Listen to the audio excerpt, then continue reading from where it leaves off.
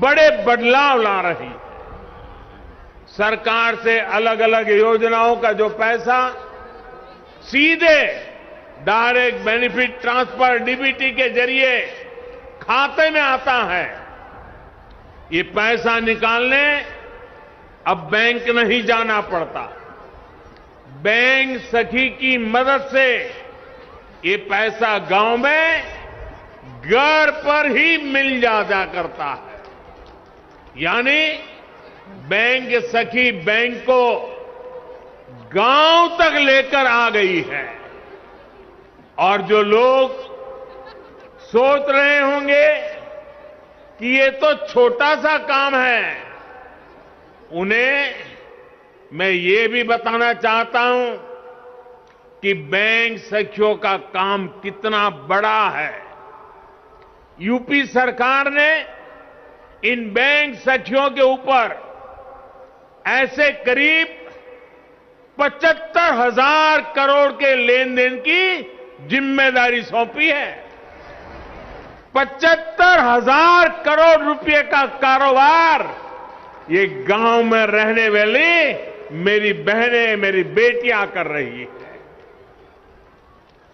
जितना लेन देन गांव में होगा, उतनी ही उनकी आमदनी भी होगी।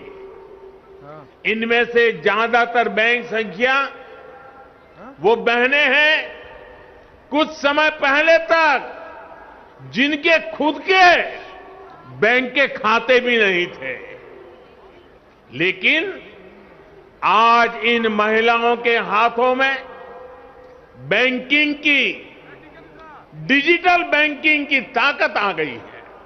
इसलिए देश देख रहा है कि यूपी में कैसे काम हो रहा है। और तभी तो मैं कहता हूं, प्रत्यक्षे किम प्रमाणम। माताओं बहनों, यूपी ने टेक होम राशन, जच्चा बच्चा को दिए जाने वाले पोषण को तैयार करने की जिम्मेदारी भी महिलाओं के हाथों में सौंपी है। ये पोषण वाला राशन और आहार अब सेल्फ हेल्प ग्रुप में साथ मिलकर महिलाएं खुद बनाएगी। ये भी बहुत बड़ा काम है।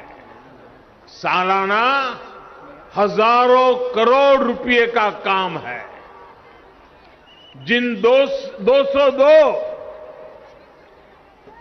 पुष्टाहार उत्पादन यूनिट्स का आज शिलान्यास हुआ है, उनसे सेल्फ हेल्प ग्रुप की महिलाओं की आमदनी भी होगी और गांव के किसानों का भी बहुत बड़ा लाभ होगा। गांव की महिलाएं अपनी फैक्ट्री में पुष्टाहार बनाने के लिए फसल, अनाज गांव से ही तो खरीदने वाली हैं। यही तो सशक्तिकरण के वो प्रयास हैं जिन्होंने यूपी की महिलाओं का जीवन बदलना शुरू कर दिया है। सरकार अलग अलग सेक्टर्स में स्वयं सहायता समूहों को जो सहायता दे रही है, इसकी एक किस्त के तौर पर आज मुझे 1,000 करोड़ रुपए ट्रांसफर करने का सौभाग्य मिला है।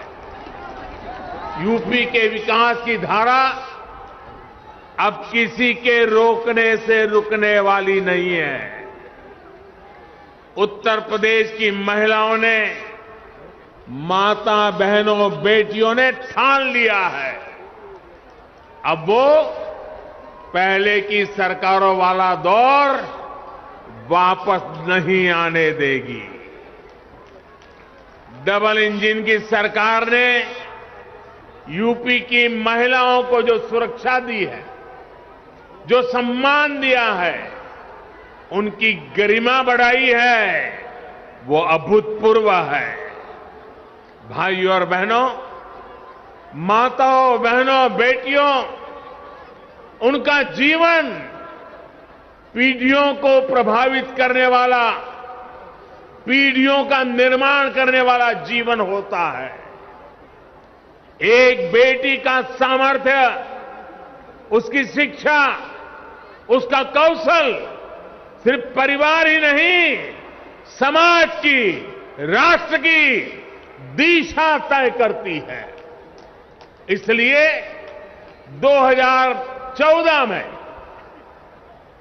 जब हमने मां भारती के बड़े सपनों, बड़ी आकांक्षाओं को साकार करने का बीड़ा उठाया, तो सबसे पहले देश की बेटी की विश्वास को नई ऊर्जा देने का प्रयास शुरू किया।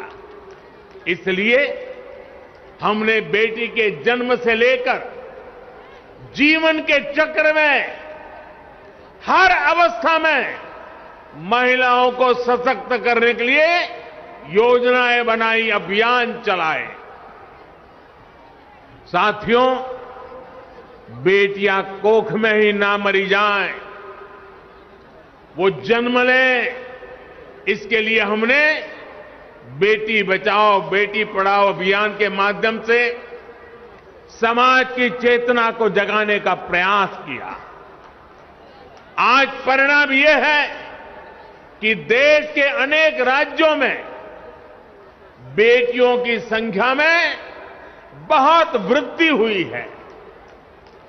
प्रसव के बाद भी बिना चिंता के अपने बच्चे की शुरुआती देखरेख करते हुए मां अपना काम जारी रख सके, इसके लिए महिलाओं की छुट्टी को 6 महीने किया गया है। साथियों, गर्भावस्था के दौरान गरीब परिवारों में मातृ स्वास्थ्य चिंता का एक बहुत बड़ा कारण रहा है। इसलिए हमने गर्भवती महिलाओं के टीकाकरण, अस्पतालों में डिलीवरी और गर्भावस्था के दौरान पोषण पर विशेष ध्यान दिया। प्रधानमंत्री मातृ वंदना योजना के तहत गर्भावस्था के दौरान 5,000